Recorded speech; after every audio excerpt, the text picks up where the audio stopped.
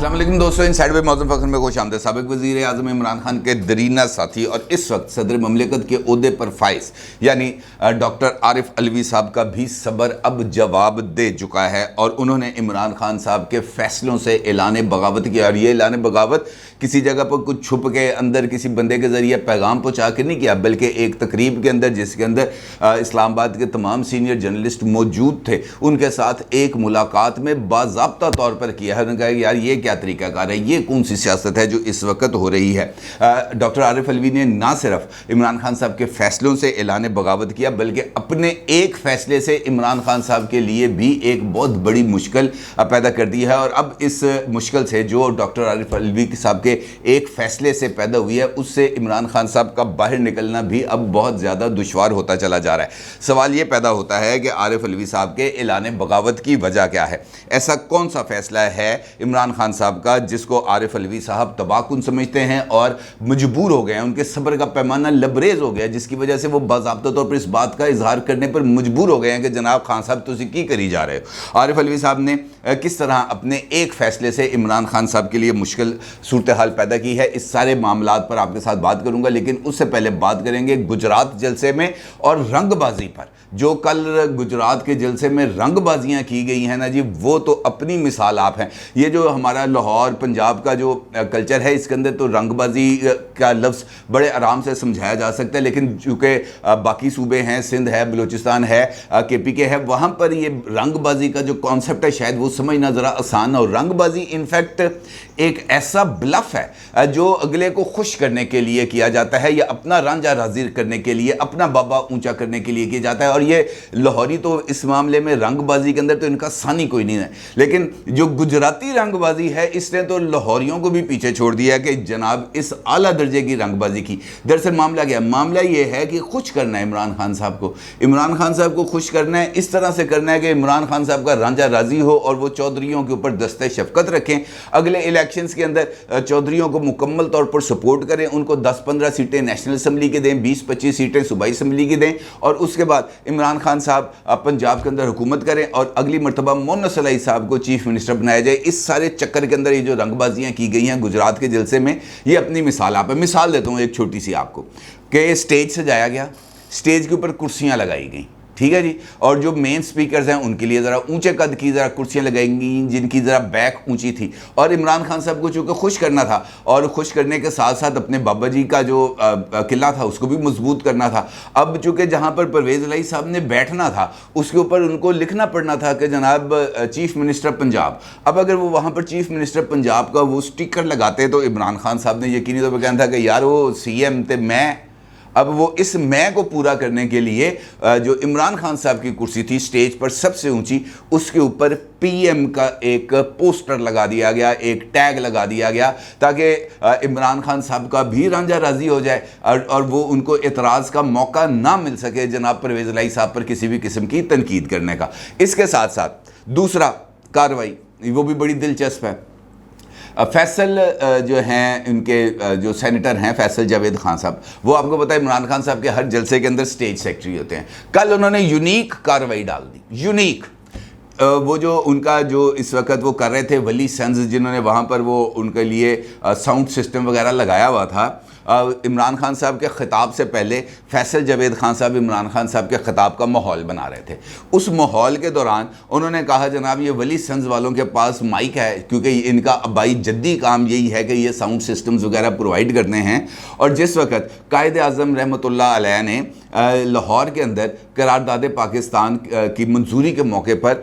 جب خطاب کیا تھا، تو انہوں نے جس مائک سے خطاب کیا تھا وہ مائک ان کے پاس اب بھی محفوظ ہے، اور آج عمران خان صاحب اسی مائک سے خطاب کریں گے۔ لو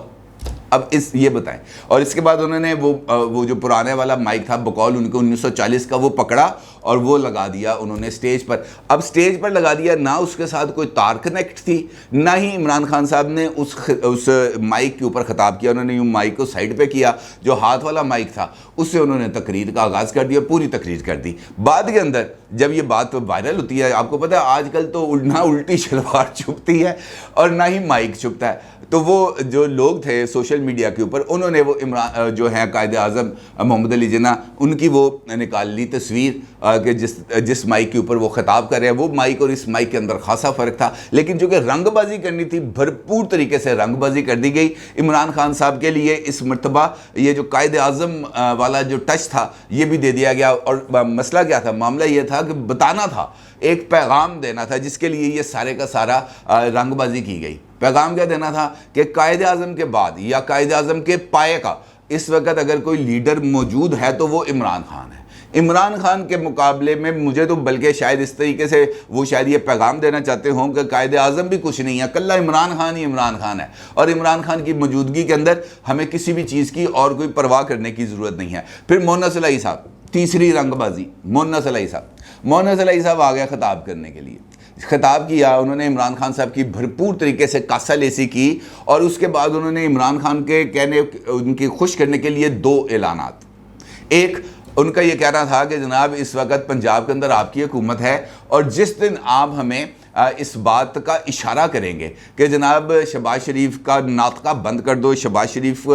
کو تنگ کرنا ہے، تو ہم آپ کو شہباز شریف کو ڈک کے دکھائیں گے۔ ڈک کا مطلب ہوتا ہے روکنا۔ انہوں نے کہا جی ایسی نا پنجاب سے شہباز شریف نو ڈک دیں گے، یعنی ان کو اسلام آباد سے باہر نکلنے کی ہم ان کو مکمل طور پر کسی بھی طور پر اجازت نہیں دیں گے، وہ صرف اسلام آباد تک محدود رہ جائیں گے اور پنجاب میں ہم ان کو ڈک دیں گے۔ اب یہ بات سن کے تو عمران خان صاحب کی جو ہنسی نکلی ہے وہ آپ کی سوچ ہوگی کہ خان صاحب کس طریقے سے انہوں نے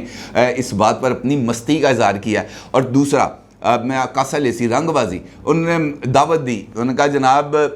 کہ عمران خان صاحب آپ کو دعوت ہے کہ اس مرتبہ آپ نے جو الیکشنز ہوں گے اس میں سے ایک حلقہ آپ نے گجرات کا بھی منتخب کرنا ہے، اور گجرات سے آپ نے الیکشن لڑنا ہے، اور یہ میں آپ کو یقین دلاتا ہوں کہ اگر آپ گجرات سے الیکشن لڑیں گے تو آپ کی جو لیڈ ہے وہ میاں والی جو آپ کا آبائی حلقہ ہے اس سے کہیں زیادہ ہوگی۔ انہوں نے کہا جناب تسی گجرات تو الیکشن لڑو، جتانا ساڈا کام تے لیڈ بنوانا بھی ہمارا کام، یہ انہوں نے اب ذمہ داری لے لی ہے۔ اب دیکھنا یہ ہے کہ عمران خان صاحب کیا کریں گے۔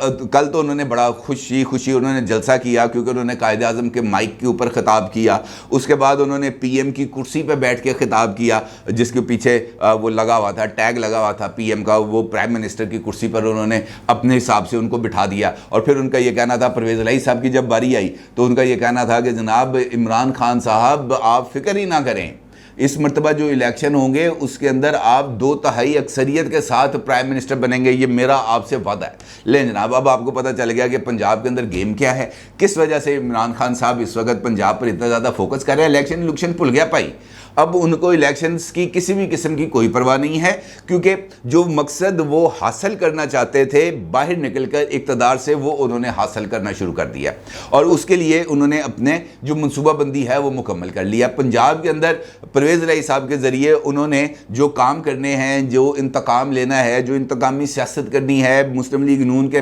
زمین جو ہے پیروں کے نیچے گرم کرنی ہے، مسلم لیگ نون کی ٹاپ لیڈرشپ کو الیکشن سے پہلے جیلوں میں ڈالنا ہے، حوالات میں ڈالنا ہے، ان کے کارکنوں کے اوپر کریک ڈاؤن کرنا ہے، جو تمام جو منصوبہ بندی ہے یہ مکمل کر لی گئی ہے۔ اور عمران خان صاحب اب اس معاملے پر پرویز الہی صاحب سے بہت زیادہ خوش بھی ہو گئے ہیں، اور اب ان کو اگلے معاملات کے لیے مکمل طور پر کلین چٹ بھی مل چکی ہے۔ عمران خان صاحب کے خطاب کے اندر کوئی نئی چیز نہیں تھی اس مرتبہ،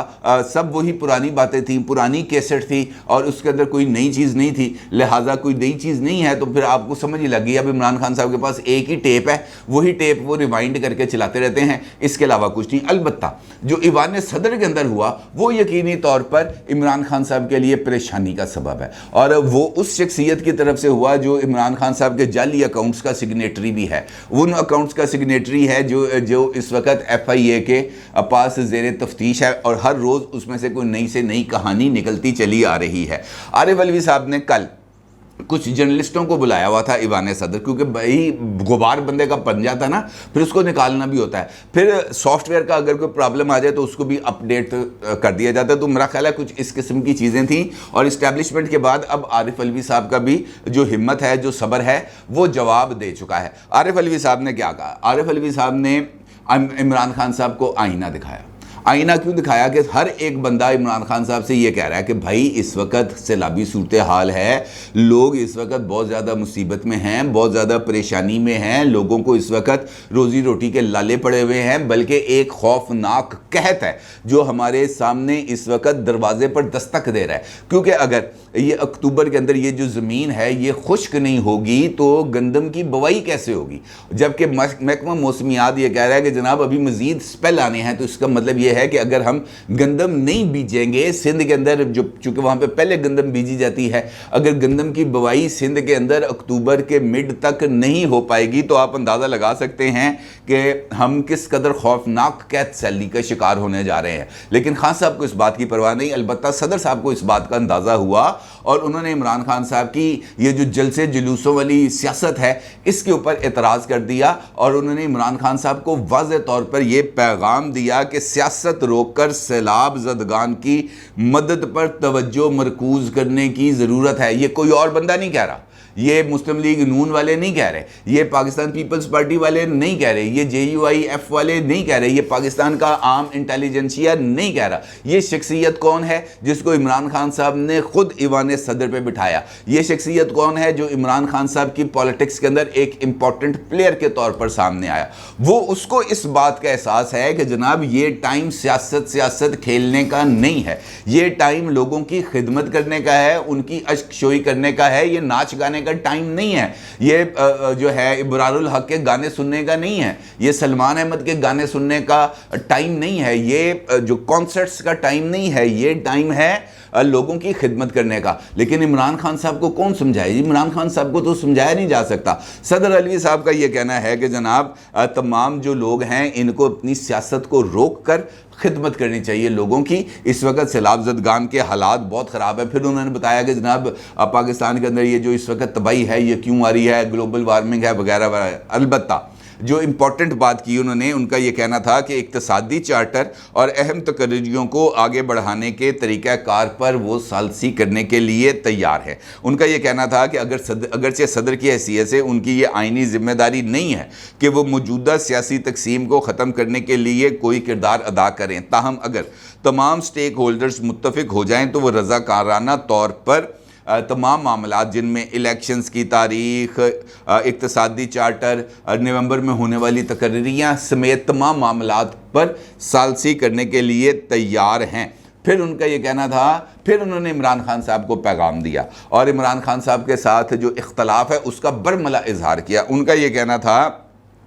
کہ عدلیہ اور فوج کو سیاسی پوائنٹ سکورنگ کے لیے استعمال نہ کیا جائے۔ اب یہ بات تو سب کو پتہ ہے کہ اس وقت وہ کون سی شخصیت ہے جو عدلیہ اور فوج کو سیاسی پوائنٹ سکورنگ کے لیے استعمال کریے۔ یقینی طور پر عمران خان صاحب، کیونکہ وہ ہر ایک جلسے میں اب آگے یہ کہتے ہیں کہ 4 لوگ ہیں، 4 مہینے سے بیٹھے ہیں، سر جوڑ کے بیٹھے ہیں، اور وہ اس وجہ سے بیٹھے ہیں کہ عمران خان کا راستہ روکا جائے، ان کو سیاست سے آؤٹ کیا جائے، ان کو ٹیکنیکل ناک آؤٹ کرنے کی اس وقت پلاننگ کی جا رہی ہے۔ اب اس کا مطلب یہ ہے کہ وہ جس طرف اشارہ کر رہے ہیں وہ عام ہمارا جو پولیٹیکل ایلیٹ ہے وہ اس کی طرف اشارہ نہیں کر رہے، وہ ان تمام لوگوں کی طرف اشارہ کر رہے ہیں جو سیاست کے اندر میٹر کرتے ہیں، اور وہ یہ کہتے ہیں کہ جناب یہ جو سیاست ہے یہ اس طریقے سے اب آگے نہیں بڑھ سکتی، لہٰذا عمران خان صاحب کو ایک قدم پیچھے ہٹانا پڑے گا۔ صدر صاحب کی طرف سے اگر یہ بات آ رہی ہے کہ جناب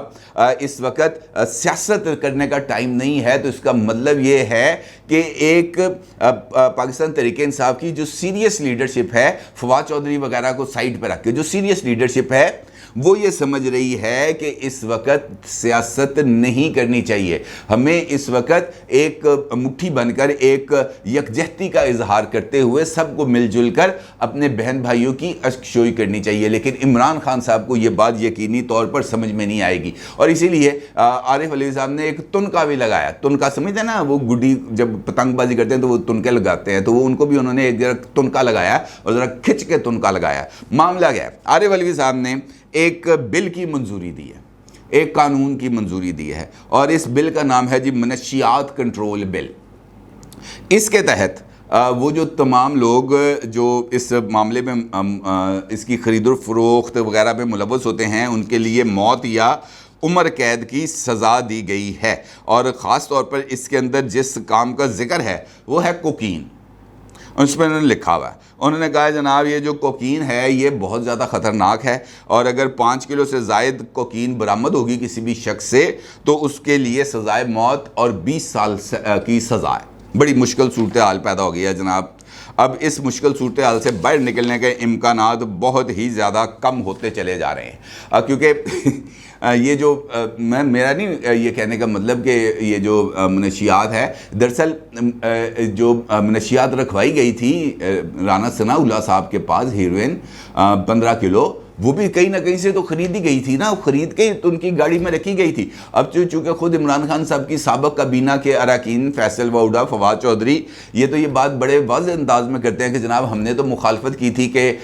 یہ جو رانا ثناء اللہ صاحب ہیں ان کے اوپر منشیات کا کیس نہ ڈالیں، یہ فارغ کیس ہے، یہ جھوٹا کیس ہے، اس سے ہماری ساکھ متاثر ہوگی۔ لیکن وہ پھر رانا ثناء اللہ صاحب نے اس بات کا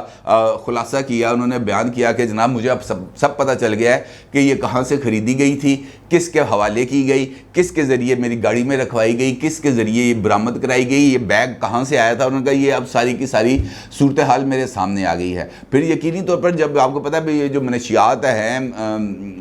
یہ لکیریں شکیریں جو لوگ کھینچتے ہیں، یہ بڑا بری حرکت ہے، یہ ان کو اس بات سے گریز کرنا چاہیے۔ صحت سب سے زیادہ امپورٹنٹ چیز ہوتی ہے، لہٰذا یہ جو صدر صاحب نے جو نیا قانون پاس کیا ہے